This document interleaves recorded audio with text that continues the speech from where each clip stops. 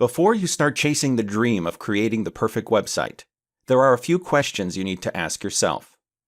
Why do you need a website? What is the purpose of your website? What software are you going to use to build your website?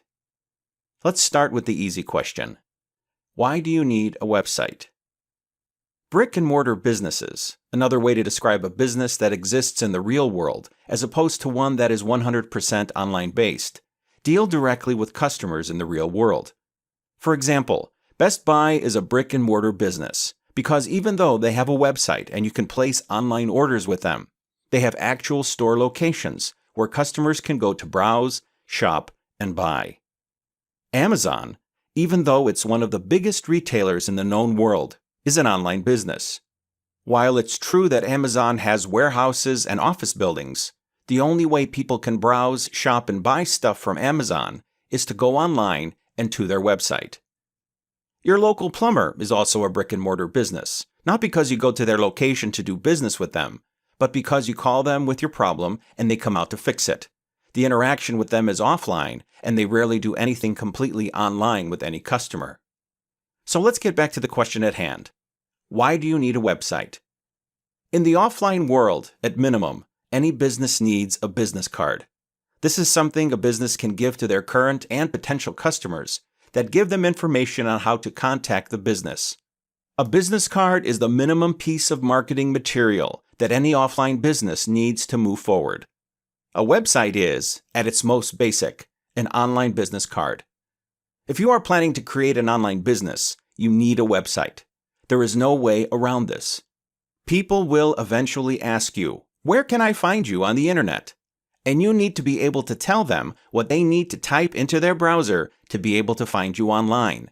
You need to give them your www.hereismybusinessonline.com or something like that. What is the purpose of your website? Now we know why you need a website, but what are we going to do with this website?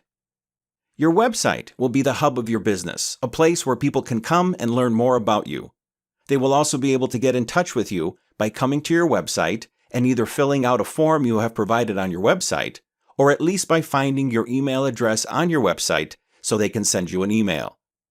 If you are selling stuff online, any kind of stuff, digital goods or physical goods, you may set up part of your website as a store where people can come and browse your store, select items, add them to a cart, pay for them, and have them delivered either online for digital goods or shipped to their house or business for physical goods.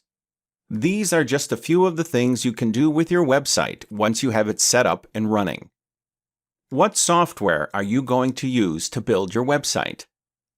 There are so many options when it comes to how you can build your website. From writing all the HTML code by hand for each and every page on your website, to using a WYSIWYG editor, what you see is what you get, to visually create your website, to using an online site builder provided by your web host, you have many options to choose from when creating your website. However, these all have the downside of being either too complicated to learn quickly or not being able to be scaled efficiently when your website grows in the future and requires more functionality. Enter WordPress. Initially created in 2003, WordPress was one of the first blogging platforms made available for everyone.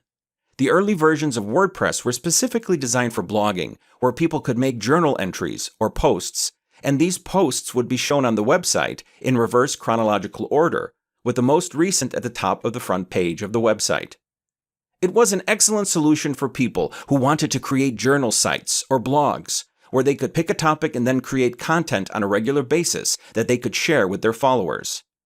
The ability to create pages in WordPress allowed people to then create just single landing pages that they could send traffic to for a specific topic or for a specific purpose, for example, a sales page. WordPress was simple, easy to use, and effective. But then, people wanted to start using WordPress for more than just blogs and simple landing pages. The market required more, and it got what it wanted. Developers started developing additional code or plugins that allowed someone to install extra functionality into the website just by installing the plugin.